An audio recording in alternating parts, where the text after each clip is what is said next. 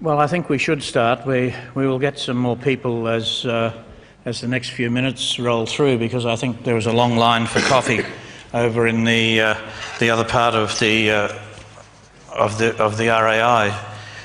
As you can see in front of you up here, we're here today to talk together about the Patient Safety Curriculum Guide, the second edition, which is multi-professional. Let me introduce myself. I'm Bruce Barraclough. I'm a surgeon, now retired from Sydney, Australia. I had the honour, the privilege and the absolute pleasure of being the clinical lead and chair for the group that produced the Curriculum Guide for Medical Schools, and now this second edition multi-professional guide. With me is one of my colleagues, Benjamin Ellis, who put in great work to help the team in Geneva from WHO. And he was initially a clinical advisor provided by the UK government as part of their contribution to WHO, and he's now a senior clinical policy advisor with arthritis research in the UK, and is continuing to increase his own education in rheumatology. So let's just identify why we're here.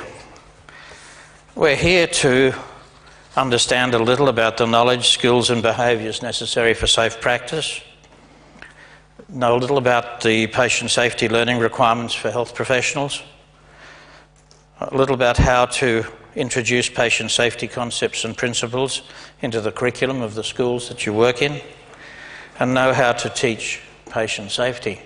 Now, quite obviously we can't do all of that this morning, but that is in fact the stretch goal for this second edition of the curriculum.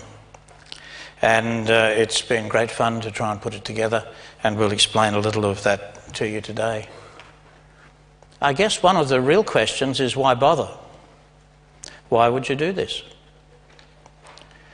We had an inspiring plenary this morning, and there's plenty of evidence in the information provided to us that there is still a long way to go. How are we going to get there? We're only going to get there if we increase the capacity and the capability of healthcare to educate people about all aspects of safety and quality. And really that's what this is about. So let me just introduce the team. And Marilyn Moulton from the University of Sydney was the major writer in all of this, and she interacted with people all around the world to get the nuances right and to get the writing appropriate. You see Agnes Leotsakos on the top line there on the right, who heads up the team at WHO. Benjamin Ellis, whom I've just introduced. We've also got Hao Zheng and Caroline Nakandi, who have been towers of strength in WHO to help us produce this. And both these editions of the Curriculum Guide for Patient Safety have, in WHO terms, been produced in record time. So this is the vast group of people that we worked with in order to get the document together.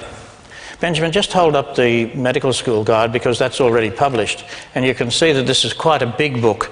It's something that has an enormous amount of information in it, and something that's worth having a look at either online or in hard copy. You can see from this slide, if you can read it, that the international professional federations were involved in this multi-professional edition. The World Dental Federation, the International Confederation of Midwives, the International Council of Nurses, the World Medical Association, the International Pharmaceutical Federation, and international student federations from pharmacy, nursing, medical students, and the International Association of Dental Students. Now, all of these groups were represented on our working party. All of them contributed very actively.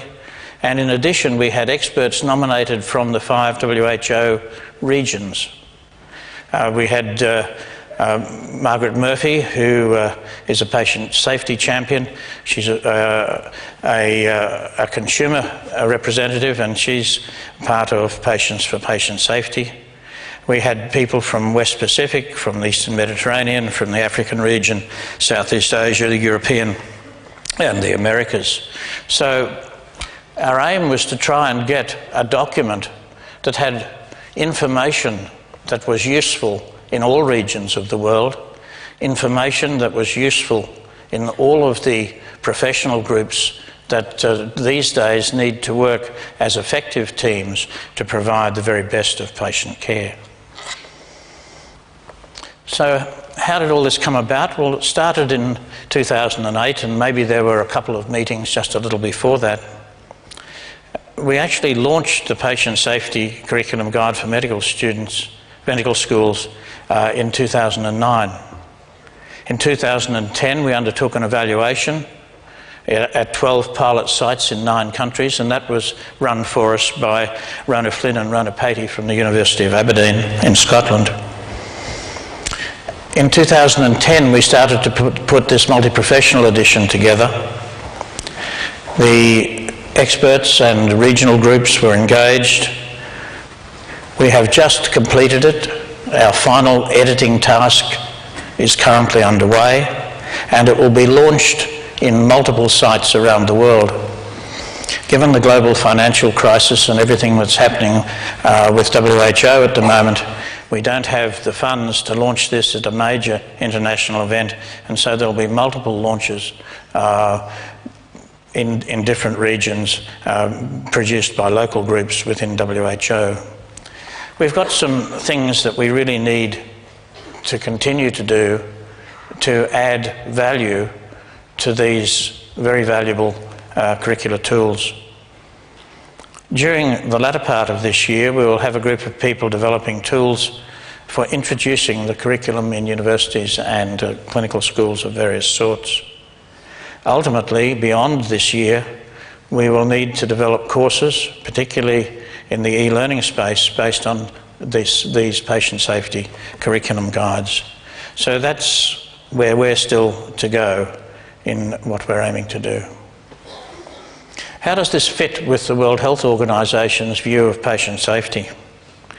Well, in bold there, we've got the curriculum guide as something that we're very proud of, but this builds out of the first and second Global Patient Safety Challenge, the development of checklists, Patients for Patient Safety, the African Patient Safety Partnerships, and so forth around the globe. All of the other projects actually contribute something to this curriculum guide, and this curriculum guide, we believe, allows the next generation of health professionals to actually undertake the sort of projects represented in those other patient safety areas. You can visit the World Health Organization website, and you will find the first edition there. You will find some information about this multi-professional edition, and before too long I would expect this to be online as well. So, what's the problem? Why are we doing this? I guess that one of the issues is everybody here working to try and educate other health professionals does a great job. And we do a great job largely in the technical sense. I'm a surgeon by background, and most of the problems in surgery aren't at the technical level. Most of the problems in surgery are not because of a lack of medical knowledge. Most of the problems in surgery around the world are the other professional competencies that are not as well taught and not as well learned as the technical and medical knowledge competencies, and even clinical judgment that is usually quite well taught. And so it's the other competencies, and many of you are aware of the CanMeds competencies that much of this comment is based on. And people who really understand teamwork and can work as team leaders and can work as followers and can be part of a team in a real sense. And not just if I ask some young doctor who makes up his team, he says, oh, the consultant and the junior doctor, and you say, and eventually the penny drops and he says, oh yes, and the nursing staff, and, oh yes, well I suppose the pharmacist comes on the ward every now and then, and, oh yes, well, there are any number of others. And so the team is enormous, And that's what makes up the complexity of healthcare. And so everybody needs to be a team player, understand teamwork, understand leadership, understand communication, understand advocacy, understand teaching and learning, understand ethics and professionalism. And this is no different for a nurse or a pharmacist or a dentist or a doctor. Everybody who is part of this broader healthcare team needs to understand all of these, what my colleagues often term the softer skills, the non-technical skills. But in fact, they cause anything up to 80% of the problems.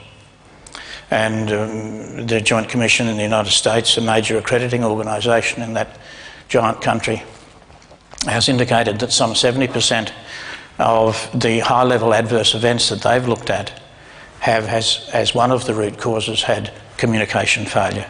And communication failure might be the verbal communication, it might be written communication, it might be electronic communication, or it just might be the scrambling of our internal to-do list. All of us in this room can probably hold, maybe because we're pretty used to doing this, maybe 7 things in our to-do list, in our minds, maybe plus or minus 2. I'm getting older, so it's probably down to 5 now. Maybe it's only 3. But if somebody comes along and asks me a question and says, "Bruce, how do you do this?"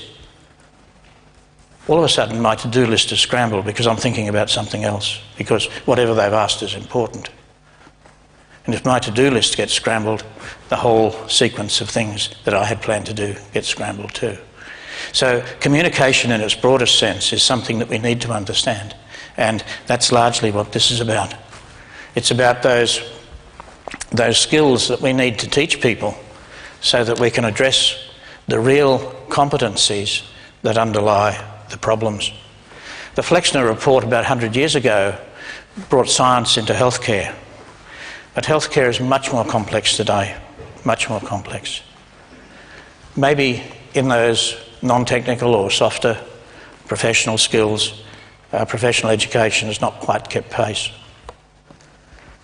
There's much recognition that issues around the system build in latent errors, and there are systemic problems that we need to address. There's all sorts of other things, whether it's a mismatch of competencies to patient and population needs, whether it's poor teamwork, whether there's gender stratification of professional status, which tends to steepen the pyramid instead of to flatten it out, a narrow technical focus without the broad contextual understanding. Episodic encounters don't make for good teamwork. Hospital orientation is around small units and teams, and there's often weak leadership in health system performance. So all of these things we would hope to start to address by teaching the next generation of health professionals some aspects of healthcare safety and quality.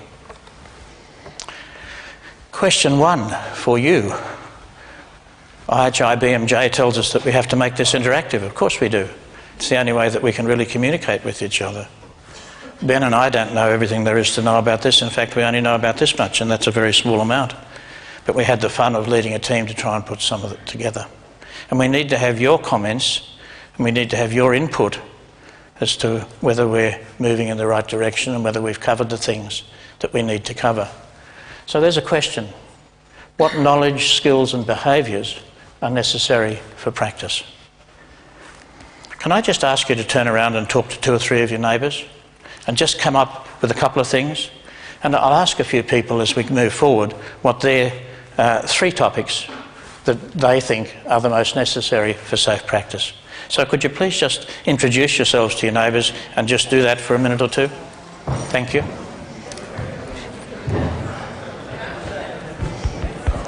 Yeah, you're on.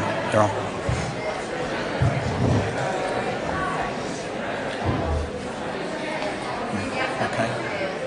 Well, are you happy to go down? I'll do. Thanks.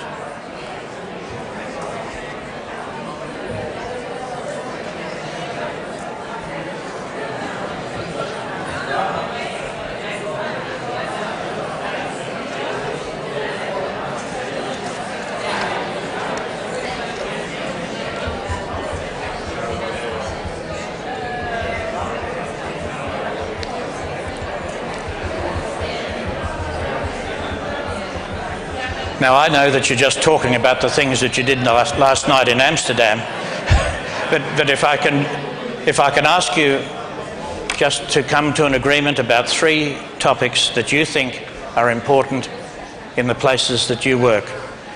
My colleague Benjamin is going to walk down with the microphone and actually ask you to make a couple of comments.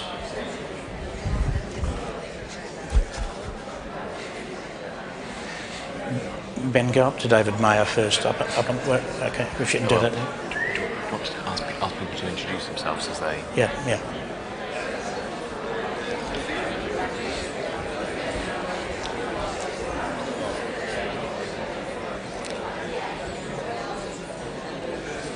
Now, Ben's going to start to offer the microscope to David Mayer from the University of Illinois, Chicago. And I've just introduced David, but when Ben comes to you with the microphone, could you please introduce yourselves? Okay, so let's have the first answer. Thanks, Bruce. Dave Mayer, University of Illinois, Chicago. I think you touched on a lot of them in the paper that Dr. Wallton put out about 4 or 5 years ago, covered very nicely those, plus the Telluride patient safety roundtable addressed them. But clearly teamwork, interpersonal communication skills specific to safety were key themes that you had. We've looked at things like air science and process systems, microsystems, students understanding a basic concept, but I think that the key is engagement within the safety of an organization. So, do students do they understand how to report near misses, unsafe conditions? Do they engage in those things, why they're important, and how do you learn from those events has been at least some of our experience in trying to get the students into an experiential education mode. Now, one of the reasons that I asked you, David, is that sitting next to you are people from 2 very different regions of the world, and you've just been communicating with them. Can I ask them to make a comment about their hospital or their school and what they think is most important? Please introduce yourselves. Okay, I'm Kit and I'm from DRC, Congo. So it is the first time I can attend this kind of meeting. I come from a country where there is no policy about quality of healthcare. So I'm there to learn. I can't say more about the skills. Okay. Now, I understand that because lots of us are here to learn, me too. But can I just get your sense, from having worked in your environment, what is the most important issue that needs to be addressed, do you think? I think the most important thing to address is maybe to remove the waste. Yesterday we talked a lot about the waste in the quality. We have a lot of waste in our practice, so I think it is the best thing to do. So we need knowledge, maybe also engagement to do better. Okay, so from 2 people we have had waste as a major issue that people need to be taught about. And we've had reporting. Now, before you go over, Benjamin, can I just ask you to get the third of that group to give us a bit of a comment? Nobody gets left out. Hi, my name is Kingston. I'm one of the foundation year 2 doctors working in Scotland. So I will agree on a lot of things that the 3 of you have touched on so far. Teamwork is obviously a very important issue. I just finished a block in emergency medicine, and risk management is a very big part of our work in terms of near misses and reflective meetings that we have in terms of mistakes that happened in the past block and what we can do to improve that so that we can improve patient safety. Okay, thank you. I guess that one of the things that I'd like to do is to try and get this down to almost single words. David has talked about reporting. We've heard about waste. We've heard about learning how to improve care. Can I have your comments, please? Introduce yourself first. Yes, Amarilla from Lebanon. I work at a private hospital, and I do teach myself patient safety and risk management in one of the universities in Lebanon. I believe that the knowledge that we need for a safe practice is to understand what is safety and what are the practices by designing processes for those practices. And I am a real fan of the prevention of and risk management, and this is why I insist in my lectures on the failure mode effect analysis techniques in risk management. Okay, so you have told us that you want to... Don't give the microphone away just yet. You have told us that you would like to improve processes, that you would like to improve risk management. Can you give me an example? For example, I am anesthesiologist, and we do face lots of problems during our daily work for the handover of patients from the ward to the operating room, to the recovery room, and then to the ward. And this is one example where I feel that we can play a role in designing the process and making prevention by doing proper FMEAs on those processes. Thank you. So you are closing the gaps so that people do not fall through. We have someone down here, Benjamin, when you get a chance to move down. We'll just move down one at a time. My name is Dr. Ihara from Japan, from Osaka City. I worked in the Vice President of the Patient Safety Department, then switched to the teaching position. One thing, there are many things to teach. One thing is how to avoid the error. And the second thing is when the thing go wrong, disclosure for the patient. That is also very important. So mainly, I think the important thing is the safety culture. For instance, how to avoid the error is, some example is double check. And also the WHO make some checklist. So there are many things to teach to the medical school.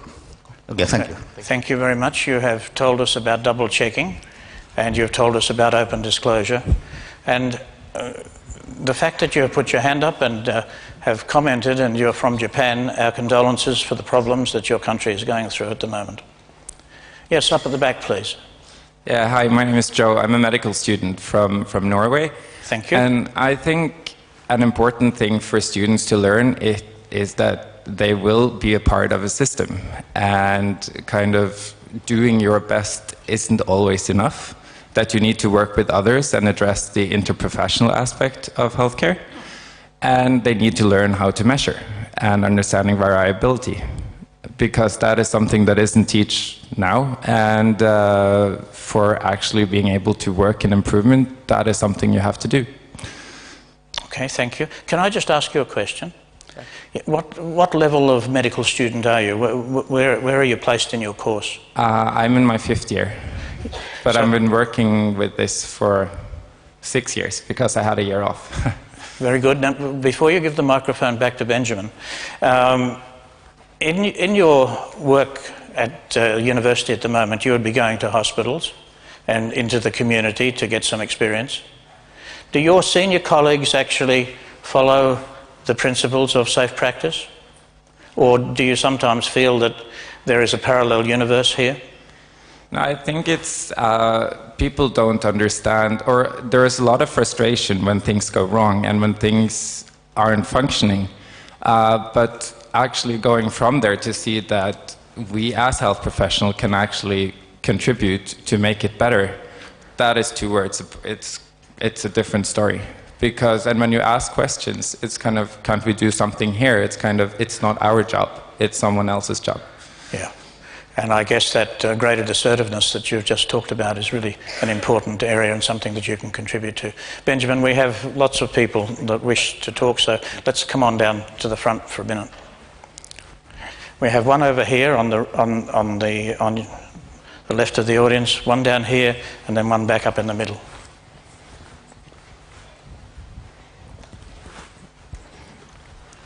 Gil Milikovsky, President of the Alliance for Patient Safety from Los Angeles, and a member of the IHI Patient Safety Activist Group.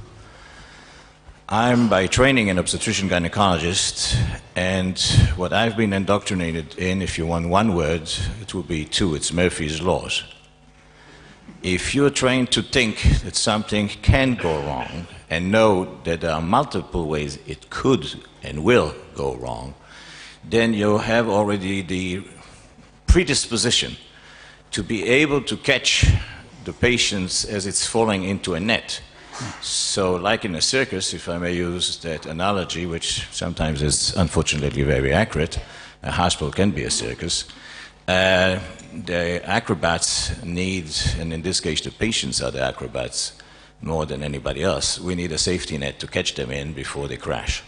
Wow. And so I think if you have that mental process, before we talk about systems and wonderful IT solutions, we first need to have the neurons processed in the brain to be able to process, because we have the best computer that ever existed, and I don't know if there will ever be another one, but that computer has mistakes too, capabilities. And so that's why as a team, obviously, we can look at problems and help each other, because each one of us is trained by experience and by knowledge to see various different problems that can occur at any time and have the skills to be able to remedy to those problems whenever they happen. So if you want one word, it's Murphy. Okay. And basically, to avoid Murphy's Law, if we're going to avoid Murphy's Law where things that will go wrong do go wrong, you're saying that we need to have the continuous thought process that risk is there.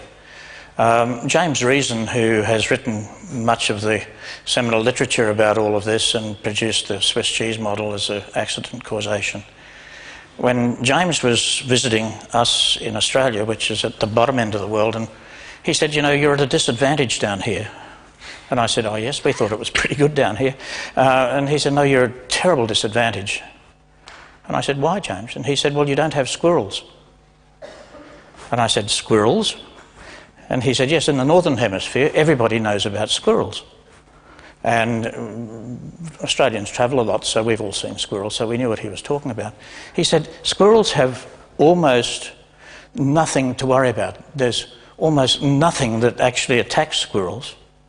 He said, but they are forever using feral vigilance, which is this risk behaviour.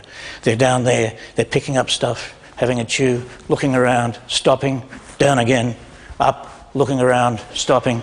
This feral vigilance, James Reason said, is really what we all need. Thank you. Thank you. Yeah, MacGregor from Scotland. I'm a doctor by background, and for the last 5 years I have been involved in developing leaders with skills for safety for our program. I think that we have heard from lots of people that we could put lots of favorite habits and knowledge and skills and behaviors into the paragraphs that you have on your slide. But I suspect the first thing that we need to do is to recognize individually and collectively that the risks and safety are just as much our business than the knowledge and skills that pertain to our own subject.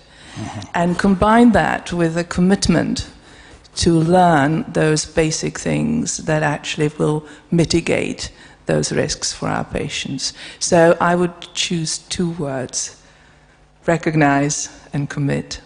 Thank you. Recognize and commit. Another of James Reason's comments is that although he has multiple slices of Swiss cheese in his model when he is talking to engineers or airlines or North Sea oil or whatever it is, or the mines, he says healthcare, there is often only one slice of cheese, and that is a vulnerable human. And that's just what you've talked about. Paul? Last one. I'm Paul Nassell. I was a general practitioner in Melbourne, Australia, which is a much nicer city than Sydney, where Professor Barraclough comes from. Thank you, Paul. In more recent times, I've been working at the Medical Protection Society in London in education and risk management. Our little group thought we first of all needed to mention core competencies because we can't disregard them. There's problems arising in England, in particular with trans-border easy migration of doctors, with the difficulty of assessing how competent those doctors are when they arrive. So that's been an issue. We also mentioned it actually needs resources and people to ensure that safety is implemented. But then we talked particularly about the teamwork and 4 particular aspects of it. One was agreement to and observance of protocols and guidelines, the concept that shared wisdom is greater than heroic individualism, respectful listening, so that when we are working in our teams, we do get rid of the hierarchy and actually listen to each other very carefully when we say things. This is certainly happening in the aviation industry now, where they've cut out a lot of the hierarchies. Safety netting and having champions for safety who make sure the safety nets are kept in good order would be our final comment. So teamwork after competence and resources. Thank you very much. Look, we'll call that little idea to a close. You've been marvellous. Thank you very much for contributing. We will stop this presentation a number of times and ask you to contribute, because we need to take all this stuff on board so that we can improve the tools and the modules that we might produce in the e-learning space. I missed something before, and Benjamin dropped a little note on the podium here earlier to remind me. He said, do I want to say anything about interprofessional learning? Which means groups of people from nursing, midwifery, pharmacy, dentistry, medical schools, all who are students, coming together to learn together. How many people have that in the place where they work? 1, 2, 3, 4, 5, 6, 7, 8, 9, 10, 11, 12. About 15 people. You're very lucky. It's actually very hard to do. It's taken you, those of you who have this, a great deal of stress, commitment and effort to do that. I don't know whether you've all had the experience that I have of going to an established school with 700 students in its first year, trying to establish a medical school in that same environment, to be told, oh no, we don't really want to join. It would be administratively very difficult. And so it is administratively very difficult, but it is something that we all must aspire to, because if we don't learn together, we won't learn how to be a team together. So I think that I would just support Benjamin's note about that. But let me go on for a minute and talk about this curriculum guide. One of the things that we've highlighted is the new knowledge and skills that are required, and we've talked from the floor and from this podium about a number of these, about risk communication, about data collection, about adverse events, about professional responsibility, professional accountability, particularly about teamwork and partnerships with patients and carers. As Maureen told us this morning, this is the biggest unused resource out there in the health system. I don't know how many of you have been patients. I've certainly been a patient, had multiple things that I've needed care for, and I expect to have more as I go on. I know a lot about my disease. Everybody should, because the future of chronic care delivery is about guided self-care, and so really those partnerships are going to be very important. So how do competent clinicians do this? Well, they put the patient right at the centre and actually make that experience work. They're an active member of multidisciplinary teams. They report and learn from errors. They apply evidence-based healthcare. They apply ethical principles. They use quality improvement approaches. And they use sensibly information technology. You all do that. Yes, you do. We just don't do it all the time, and we don't do it as well as we can all the time. This work is actually based on something that Marilyn Moulton and the team from the University of Sydney, Tim Shaw and others, produced back in about 2005 for the Australian Council for Safety and Quality in Healthcare. It's called the National Patient Safety Education Framework, and that was looking at healthcare across the board many different groups, and it looked at all the literature, and there's not only an education framework from which a curriculum can be devised, but there's also a bibliography on which the framework is based. And that can still be found on the website of the Australian Commission for Safety and Quality in Healthcare, and it is a fabulous resource to go back to. When WHO decided to put the first edition of this curriculum guide together, they looked around the world and said, well, this framework is really the key resource to base a curriculum on, and I suspect that that's partly why I was made clinical lead. But what it's about is about communicating effectively. It's about identifying and preventing and managing adverse events and near misses. It's about using evidence and information.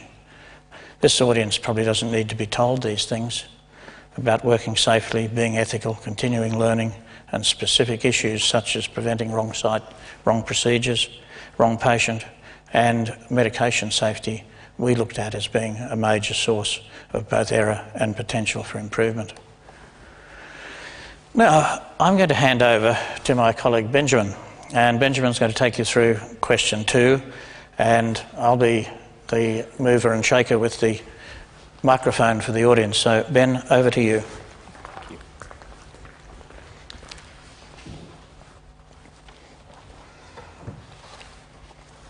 So the second question, having decided that we need a curriculum for patient safety that actually, as well as the safer systems that we're building and the safer processes we are putting in place, that we actually need safer staff to work in those environments as well. So the next question becomes, how do you do this? How does one introduce patient safety concepts and principles into health professional curricula? And health professional curricula, very much not just medical curricula. And I think the interprofessional piece, which has sometimes been a struggle on a local scale, actually within individual schools, trying to integrate nursing, pharmacy, midwifery, dentistry, medicine. The difficulties faced on a local level actually were also mirrored occasionally on an international level. And when we started to try and work together with the associations, this wasn't always straightforward. And every school, every different environment, and every different clinical culture will need to find its own way to go about introducing these sorts of concepts. If we look at this hierarchy here, what we see is that it begins at the very base of the hierarchy with faculty. And the issue here is that we're starting from a place where neither the people who would usually be doing the teaching nor the people who need to be taught necessarily know a great deal about patient safety. In every country, perhaps in every school, nursing school, midwifery school, medical school, there may be one or two people who are very passionate about patient safety, but there isn't necessarily an entire cohort of teachers, of clinical teachers, of academic teachers who are ready to start teaching this material. And in creating the faculty then, these three elements go towards developing that. The patient safety curriculum frameworks, that's the academic piece, that's a lot of the work that was done in Australia and other models like that, knowing the evidence. What do we know about this? What are the overall concepts? And that's on one hand, that's the academic knowledge, that's the conceptual piece. Right over on the other side, we have the accreditation requirements. So each health system, each different profession has its own things that clinicians are expected to know and that a way that systems are expected to perform. So those are legal concepts and those are requirements. And coming somewhere in the middle then comes the WHO piece of trying to create a resource, a curriculum or a curriculum guide that can be used by anybody, anywhere, in order to bring those two pieces together, the theoretical models and the practical requirements, to create, at the very first instance, a faculty who are knowledgeable and skilled enough to deliver this. We've talked about commitment. That was committing, knowing there's a problem, committing to doing something about the problem. These are absolutely core issues. And then the faculty's other job then is to drive this up the priority. Every time we've spoken to a school about implementing this curriculum, they've said, our curriculum's full. The curriculum has been full for 100 years. There is no room, there is no more time, there are no empty slots. So what this means is that if patient safety staffing is going to be a priority, it has to be moved up the priority by a passionate faculty. And we hope that the people here today, that all of you are part of that passionate global faculty who are going to move this gradually up the agenda. Once the faculty is in place, actually what needs to happen then is the creation of a local curriculum. And this has to happen as a consultation, this has to happen collaboratively, this has to happen across the school. It can't be just a silo. I mean, that might be what happens in a first year or a first term of doing this or a first semester, but very quickly this needs to be something that involves the whole school, and that may involve students as well, it may involve consumers of healthcare, it may involve local politicians or policymakers or commissioners or purchasers of healthcare, and it also involves the academics and the faculty and the people that will actually be teaching the curriculum, who are often the clinicians. And then comes the phase of capacity building. Benjamin, can I just ask a question before you move on? Can people actually indicate to me, in the schools that you work in, how many of you are teaching some patient safety modules? Yes, at least a third of the audience. How many are teaching something that might relate to a whole curriculum guide, like the medical school one from WHO or this one? Is anybody really putting the whole thing together? Anybody? David. Yes, there's three or four. So those people that are teaching part of it, is it integrated into the normal curriculum? Anybody? Yes, there's a few. Or is it a standalone exercise? Standalone? About half-half. Can I ask people just to shout out a couple of things? First of all, what was the first module you chose? Anybody? Tell me what you did in your school. What was the first issue that you picked on? Systems thinking. Systems thinking. Okay, thank you. Go on. Or a model for improvement. Thank you. So, in fact, both systems-related issues. Say again? Human factors engineering. Okay, so we've got a system. So what we've heard just there, hearing back from you, is some people are teaching this integrated across the curriculum. Often, though it's a module, it's seen as something separate from the curriculum. You learn nursing and you learn safety, or you learn medicine and you learn safety. But if you were going to pick anything, the people here, we've picked human factors, systems thinking, and models for improvement. Building up the faculty in the initial implementation of the medical school guide was one of the biggest challenges, that we would have a champion in a given hospital or teaching setting who would really want to drive this forward but wouldn't necessarily have anyone to teach it. And it's particularly important in healthcare because so much of the teaching that happens is at the bedside or on the ward or in the practical setting, and you can't necessarily restrict the safety messages that students are getting to a single lecture theatre or a single lecture room. So if you don't embrace a whole broad faculty to teach this, students can be receiving one set of messages about safety in a lecture theatre, and then they go down to the operating room or they go down to the ward or the clinic and they're hearing something else.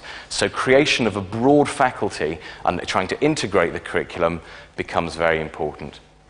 Evaluation, this is part of the systems thinking, this is part of the improvement model. The improvement model has to be applied to the curriculum itself. So when we implement it, we have to look and see what impact this is having on the students, what impact this is having on the rest of the curriculum, what knowledge has been gained, which behaviours have changed. And when I talk a bit more about the curriculum, very much this is a knowledge and behaviour curriculum. The stuff you have to know and the stuff you have to do. Attitudes might get you there, but what's important is what you know and what you do.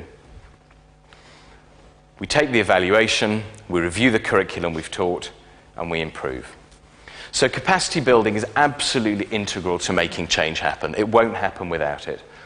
But the curriculum at the same time needs to be flexible. No two schools, no two professions, no two countries, no two regions will have the same needs. So the WHO curriculum is in itself very flexible. It gives a lot of opportunities for doing things differently. and through broad international and interprofessional consultation, we hope we've produced something which is culturally very broadly acceptable. And learning must happen in a safe and supportive environment, and there'll be a bit more about that in a moment. So the curriculum falls into two parts. There's a part A, which is, I suppose, the capacity building part, and there's a part B, which are the actual topics. And actually, the curriculum guide itself is designed to be almost a standalone product, that you can come to this with a little bit of teaching knowledge and a little bit of interest in patient safety. It can be picked up by almost anybody, whether they are a policymaker, faculty, or a frontline teacher, or even a student. It can be picked up, it can be worked through, read, and used straight away. And part B are the actual topics themselves, and they each stand alone in and of themselves, and there are 11 topics, and I'll explain more about those in just a moment. But you can pick one topic. You might say, we want to do human factors engineering, and there is a whole chapter called What is Human Factors? Or you might do something on systems thinking, and there are chapters, there's a whole chapter devoted to systems thinking, and there's a chapter devoted to research and improvement as well. So the teacher's guide, step by step, it really walks you through. If you don't need this, you can skip it, but many people in many settings that this will be applied in may well do. And it's designed to really help people take the concepts, take the knowledge, and implement it. So, what do we have? We have the rationale for the topics. So we've said that in the first part of the session, everybody had a lot of ideas, everybody has their pet thing they want to go in there. So there are 11 topics, so we explain each of them, why we chose them. And ultimately the aims of the guide. The aims of the guide are to make care safer for the people that are receiving care, and to assist doctors, nurses, pharmacists, and so on, to assist us in delivering safer care. We explain how to implement the guide and how to integrate the guide into your curriculum, and that is a huge challenge. And the guide recognizes that there are different sorts of curricula. And so, for example, the guide looks at more traditional curricula, perhaps where you have a lot of lectures and some seminars, and you might have some tutorials. And then at towards the end of the medical school years, or the clinical school years, you will then have a practical part, and that's the sort of medical school I went to. More and more in higher income countries, we're seeing medical schools that teach by problem-based learning. And in fact, it can be much more difficult to do something like implementing part of this curriculum in a silo in a problem-based learning module, because everything cross-cuts a lot more. So in some ways, the challenge can be greater, whereas in a lecture-based curriculum, you can perhaps just say, let's have a lecture on patient safety. The curriculum guide in the teaching section, in section A, goes into the different opportunities there, the different ways you might do this, and gives examples of how to do this in different types of settings. There are educational principles that are involved, and a big part of this, using adult education principles, is trying to impart the values in education that we expect clinicians to follow with their patients and with their own communications with other professionals and with the system. So some people will have trained perhaps in environments where training could be abusive or threatening or challenging, and people might be humiliated if they didn't know something. But if you teach patient safety in that way, you're encouraging, there's a risk of encouraging behaviour like that in a clinician. And in fact, what we want people to say is that asking is safe, not knowing is safe, and learning is safe. We're here to, all learners, we're all teachers. So the educational principles here is important. Assessment and evaluation we've said a bit about. Web-based tools, there were certainly some for the medical school curriculum, and there is a plan to develop more as we go forward for the interprofessional curriculum, and there is also signposting towards existing tools, towards IHI or Joint Commission, and many, many others, tools that already exist to help people use what is already out there. We talk about activities to assist patient safety understanding. Patient safety education should be dynamic, it should be two-way, often through giving people an activity to do and then having a reflective a reflective activity afterwards, asking people to talk about what they learned or to observe an interaction and comment on it. We suggest a lot of activities that people can do. And then finally, important to WHO, the transnational approach, and we talked again in this morning's plenary, we heard about how patient safety and quality information can be transferred across borders with great effect, and we all have a lot to learn from everybody. Well, that is an important element too. Before I launch into what are the patient safety learning requirements for safe practice, should we open the floor again for a question? Can I just ask people to give us a show of hands?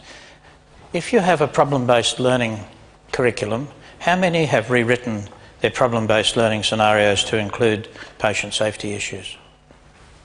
Anybody? Yes, a couple. It really is a neat way to go, but you do need to rewrite them. How many people are using patients as teachers? Not just as people to be surrogates in a skills laboratory, but actually using them as teachers? Very good. Excellent. And they contribute enormously, don't they? To see patients and students and teachers all crying together and sharing a really emotive activity starts to really fix in people's minds what's going on. Yes, and there was a lot of, in the initial implementation of the first edition, the medical school edition, there were some great examples of this sort of integration. So people in their microbiology component learning about bloodstream infections, or people in the academic medicine component in the evidence-based learning module, evidence-based practice module, they would look at papers that cover patient safety issues. So there are lots of ways of integrating this, but that does involve a lot of work in building faculty. Section B then, did that move? No. Got there. Section B then, what are the topics? Which 11 did we go for? And if you look, it's a section of two halves. So there are 8 topics there, which are deep, broad understanding. These are conceptual topics that affect, hopefully, the whole way that people will think about clinical practice. And then the final 3 topics were specific issues where the team putting the curriculum guide together felt there was enough evidence to say these are standalone topics.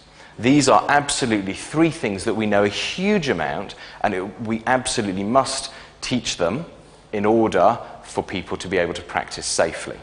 Now, there are many topics that are specific that aren't there, but the principles behind them lie very much, we believe, in the other 8. And in fact, some of the things that were said, so we talked about human factors engineering, so we have that there. We have methods for quality improvement, so that's there as topic 7.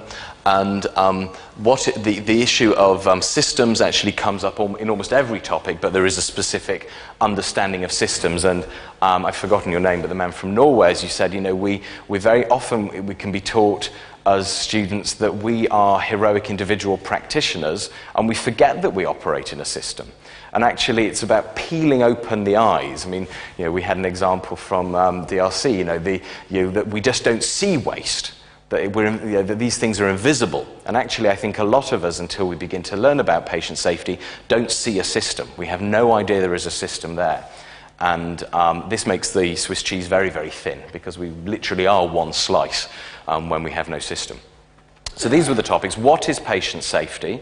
And we have recommended that whatever else you teach, just teaching people what is patient safety is a good starting point. There has to be some shared language. There has to be a knowledge that there is a thing called safety and what it is, and that there is some sort of system. So we say that teaching what is patient safety is pretty core.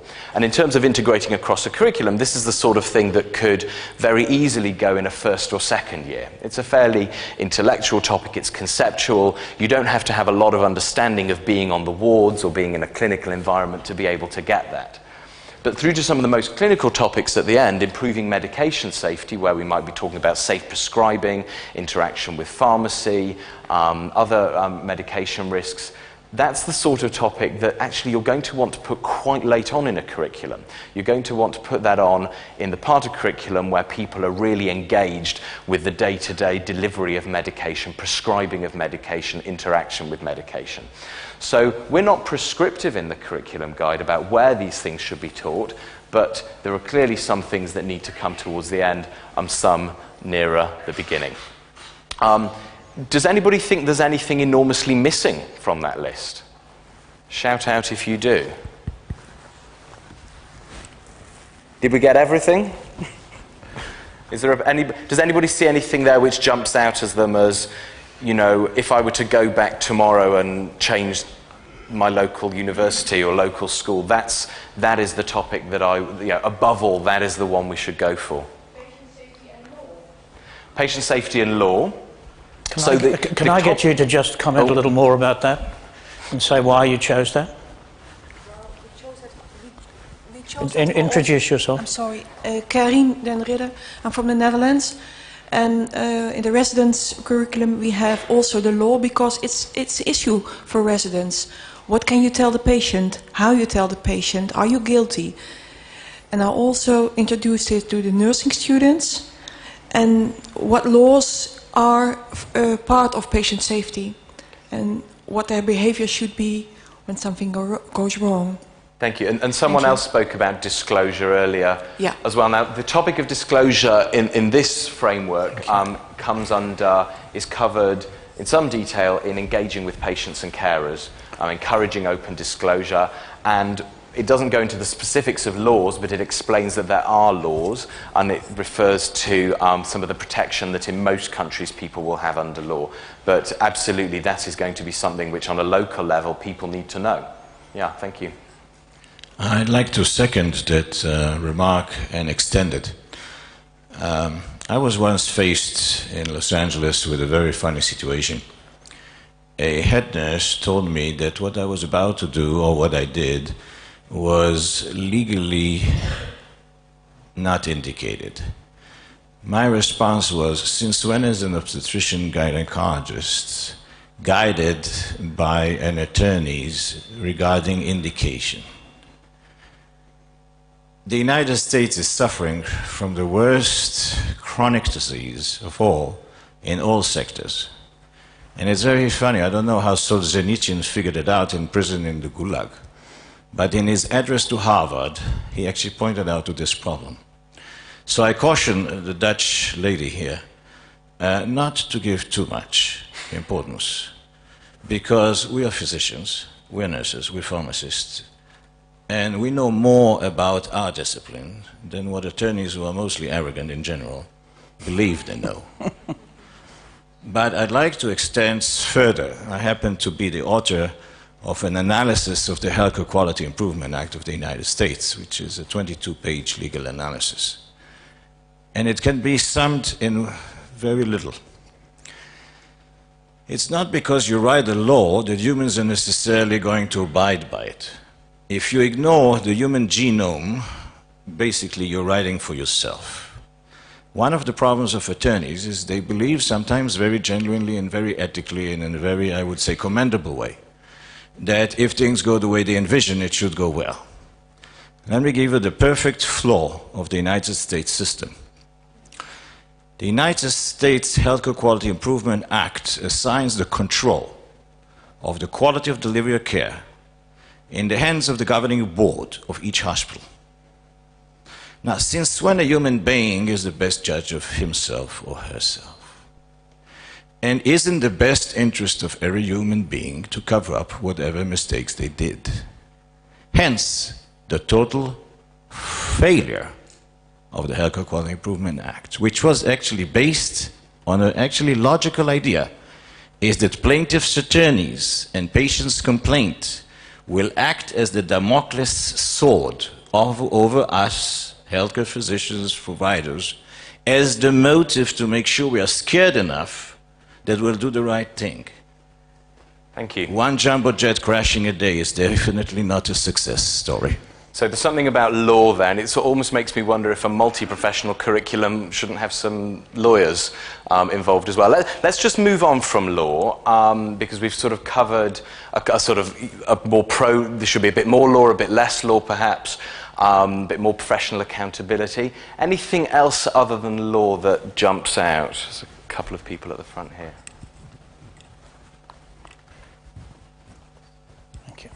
Thank you. My name is Jan Vesseur from the Netherlands. What I miss is the need that you need more standardized operating procedures in healthcare than we do now. I think that's one of the things we can learn from other industries, that we are not work as standardized as we should be.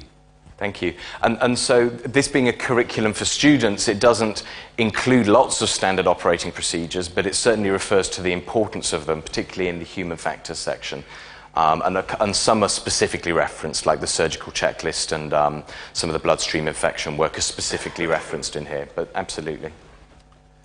Paul Nacelle, Medical Protection Society. I would have liked something there about doctor safety is important for patient safety. You know, that doctors do bad things when they're hungry, angry, late, tired, recently divorced, major illness, fight with the wife before they leave for work in the morning.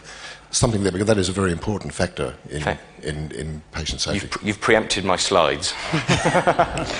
Thank you. After David, who's going to make a comment, can I have someone who hasn't spoken before? You've got a hand up here. Yeah, maybe it comes in engaging with patients and caregivers, but we have a threaded module related to open and honest communication, and it's titled exactly that, and it covers aspects of informed consent versus shared decision making, from procedures to end of life, and the understanding those legal issues and those other issues that are embedded in the biases we have many times in some of the recommendations we make. Thank you. And much of that is, and as I said, this is the framework, but a lot of that content is there. And let's take one last question here, or comment here from the front. Someone down here? Yes. This gentleman here. I think increasingly management of safety is now, I work as nationwide advisor for comprehensive care for sickle cell and related diseases in the NHS in the UK. I think I just want to use the expression of no claims discount as something that we in medicine today have to, because whether we like it or not, that's the financial issues inevitable today. No claims discount. Hopefully, whichever way you want to put it, actuarial issues or whatever, but perhaps no claims discount is very important, because we don't like it or not, it is coming and it's there already anyway. Thank you. And this is a curriculum for students. You know, if we've got to go easy on the students as well. So the education is a two-pronged approach. This is the bottom-up bit. This is the building the next generation. But there's a huge amount to be done teaching us, the people who are already there, some of this information as well. Let me just talk you through the structure of each topic, and then I'm going to say a little bit about the human factors topic to give you a flavour of the sort of material that's covered. Each topic has a rationale, why this was included, a justification, and then the learning outcomes, which, as I've mentioned, are based on knowledge and performance. Attitudes are great, but what we want is for you to know stuff and for you to do stuff. And then there's some stuff there about how to teach this topic. And actually, if you're an experienced creative teacher with a lot of experience of patient safety education, you might not need this. But if you're not, this will walk you through it. It will suggest topics to cover, it will give you references, it will give you statistics, it will give you activities to carry out, and then we will explain how to assess the students to see if the information has gone in and if behaviours have indeed changed, and finally how to evaluate, assessment of the students and evaluation of the programme, evaluation of the curriculum. One important thing, and for example, and here we've built it in, is giving real concrete examples of things you can say to students. And one of the things here is protecting students from their own seniors. That we're doing something a bit subversive here. There's something a bit dangerous potentially for students, about giving them all this knowledge and these new attitudes and behaviours and this modern way of looking at things in an environment where their seniors may not have been exposed to this. And so we have to be wary of this, and we have to be aware of this, because if students get shouted down, harmed, through the curriculum, they're not going to want to take it on, they're going to react against it. And this is, so this sort of framework, and so we say, this is a thing you might want to work on, hand washing, give an example, and the old way, we're all very familiar with, or I'm certainly very familiar with, where you say nothing, you keep your head down, you quietly clean your own hands, but there are new ways, and there are a number of new ways. You might decide to say something, careful, perhaps careful confrontation, or asking a question, do you know where the sink is? Or you might just decide, to say, oh, can I ask, is alcohol gel good enough for this patient because they've got C. difficile? So there are ways you can phrase questions, perhaps, that we can teach students as ways of negotiating. This is part of the teamwork piece, ways of negotiating these potential conflicts that could arise. So what is human factors? This is an example of a topic, and just maybe a couple of questions. If you were going to teach what is human factors, and somebody over here said that was the one thing that they'd put in their curriculum.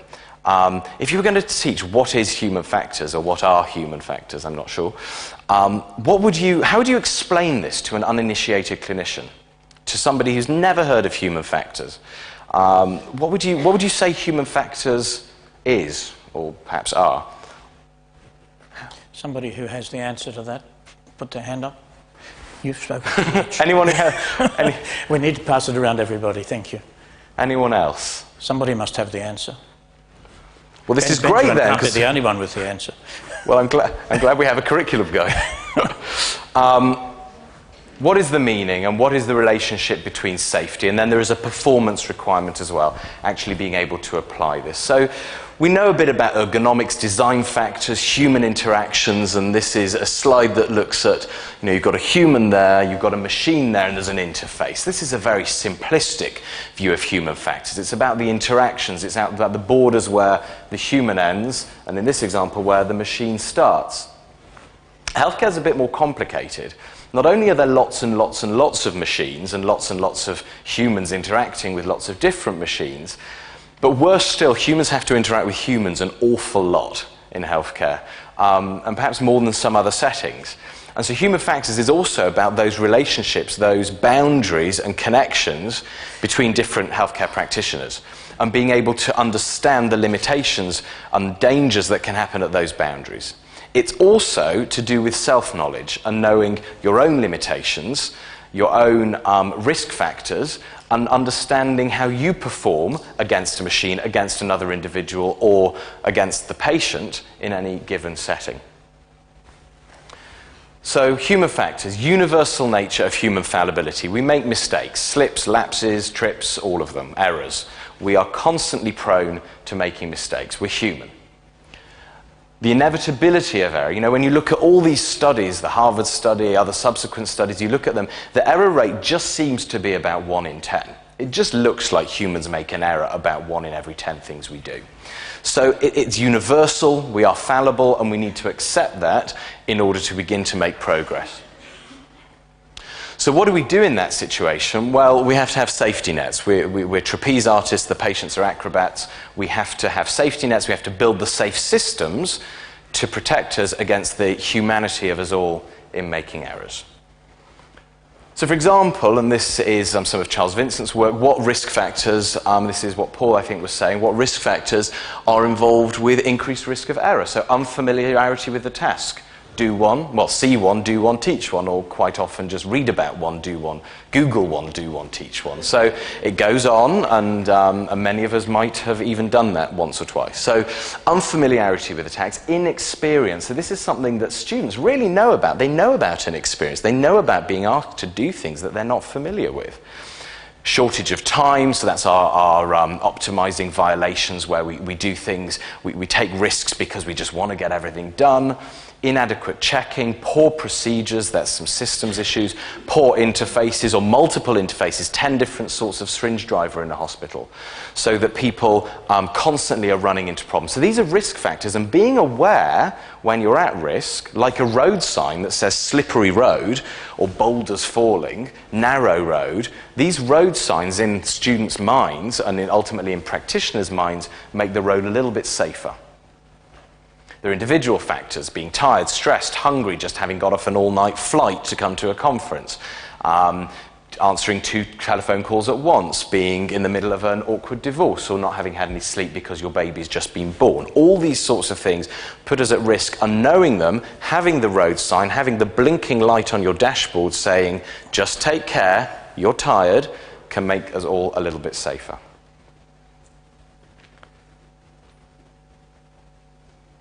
So I'm going to hand back to Bruce now, who's going to talk a little bit about how we actually teach patient safety. Benjamin, thank you very much. We only have about 15 minutes left, so we might just run through some of the information that we have for you about the curriculum guide, and then ask a couple more questions right at the end. So, question 4, how do you teach patient safety? We've commented between ourselves a little bit about that as we've moved through this presentation. And I guess that when we're putting this together, we tend to get the first 3 of those, the attitudes, knowledge and skills. They're usually well achieved in most programs. But converting all of that into behaviour or action, into patient experience or outcomes of care, or even ultimately making it part of the societal norms within the healthcare environment is much, much more difficult to achieve. And one of the issues from the audience was about standard operating procedures, and certainly this is one of the ways that we tend to try and build this in. Educational strategies and assessment. I guess one of the things that we all know when we're teachers is that if you don't tell the students you're going to assess it, learning stops there. And so whether the assessment is formative or summative, assessment has to occur, otherwise we're not going to stimulate the learning. The development of safety-related knowledge and skills and attitudes and ultimately performance. There's considerable variation in terms of how prominently each of these dimensions is featured in any educational program that we put together. And as I introduced right at the beginning, we need to actually put performance in there very strongly. A case-based discussion, role plays, simulations, standardised patient encounters and the use of patients are all very, very useful tools. The more interactive this is, the better. The use of panel discussions is really very important. Personal projects. It's very easy to get students to develop a portfolio of projects that they've undertaken in relation to this. Studies that we looked at suggested that formative assessment is best. Continuous feedback is important, and that there needs to be a range of assessment methods, whether they be multiple choice questions, case-based discussions, portfolios, logbooks, ethics essays, or assessment by observation. There are many tools. Work-based assessment is really something that we need to put in place to allow this to be both learnt and assessed. We put in place an evaluation program, as I said before, led by Rona Flynn and Rona Patey from the University of Aberdeen. And we chose 12 sites in 9 countries that introduced the first edition of this curriculum guide in medical schools, and you can see the countries listed there. This study ended partway through 2010, and there were a mix of quantitative and qualitative techniques that were used. And we asked questions like, what is the impact of the teaching on students? How usable was the guide? Can the curriculum be used for widespread implementation of patient safety education across a range of environments, wealthy, less wealthy, and in different cultures? And we tried to address all of these questions in a fairly short period of time. Ultimately, this would need to be a longitudinal study, but we got some answers within a 12-month time frame. Some of the main evaluation outcomes were these: that the guide that the first edition applied to medical schools was highly valued, with clear structures and excellent content. That's what we were told. That the recommendations to educators are particularly useful, that most schools received unsolicited remarks from students on how positive it was to include patient safety. And it was interesting to us that students reported medium to zero levels of knowledge of patient safety and medication errors before the initiation of teaching. There was general agreement from all schools that teaching had been positively received, and that all schools included a minimum of 3 topics, and 2 schools had all 11 of the topics. Most of them taught what was patient safety, infection control, and 2 schools took the human factors topic, which I think they found hard to introduce. All schools will continue to teach the topics that they've introduced. 5 of the 9 plan to introduce new topics, and 3 more to include all 11 of the topics. And some of the schools plan to introduce introduction of new educators to teach patient safety. We were pleased with that as an initial assessment. We certainly need some longitudinal assessment, and we'd very much like to undertake a similar evaluation of this multiprofessional guide. What we've done in this multiprofessional guide is to include case studies and comments and examples from all the professions represented in the development of the guide. And so you'll find nursing examples, you'll find midwifery examples, you'll find dental examples, you'll find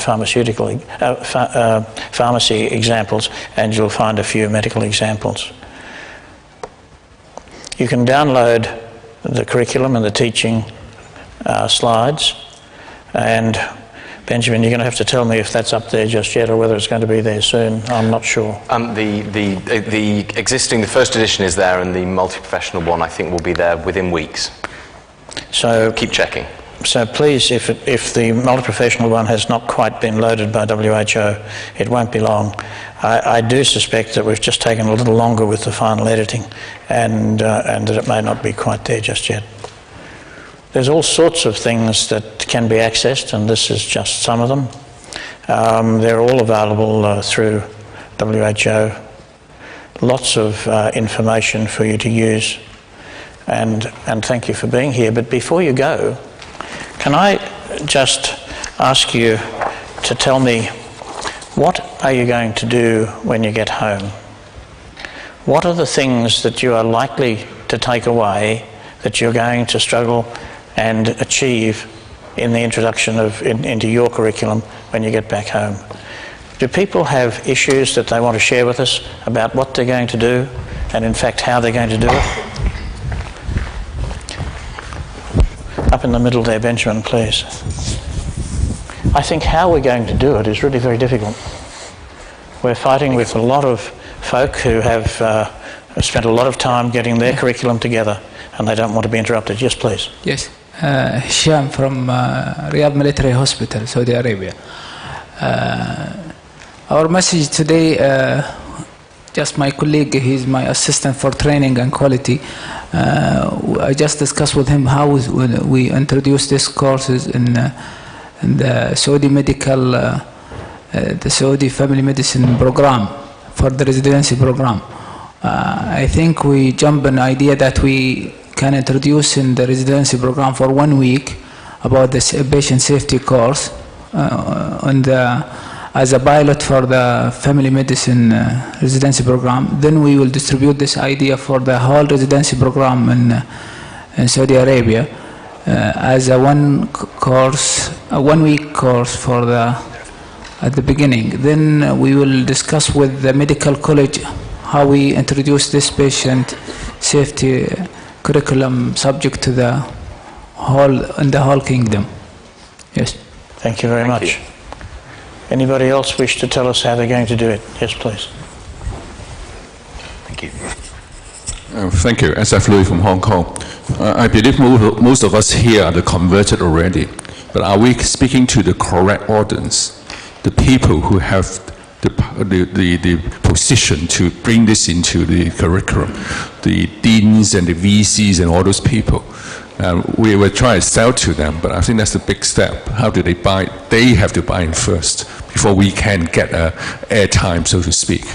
Yes, we certainly do need to do that. But Benjamin, you had a comment? Well, I was going to say, I think, as with so many things, it's a two-pronged approach. So this is the bottom-up. We are the people who are pushing for this from the ground, but then WHO will be sending this out through WHO routes to regional offices and to ministries of health through that route, and also through the engagement with the International Federation, federations representing nursing, medicine, midwifery, pharmacy and dentistry. Those federations will also be pushing it out through their own member organisations in countries. So it's a three-pronged approach through health ministries, through WHO, through international professional federations, and through people at conferences like IHIBMJ, like ISQA, where we've talked about the curriculum, who then go back and try and influence it from the bottom up as well.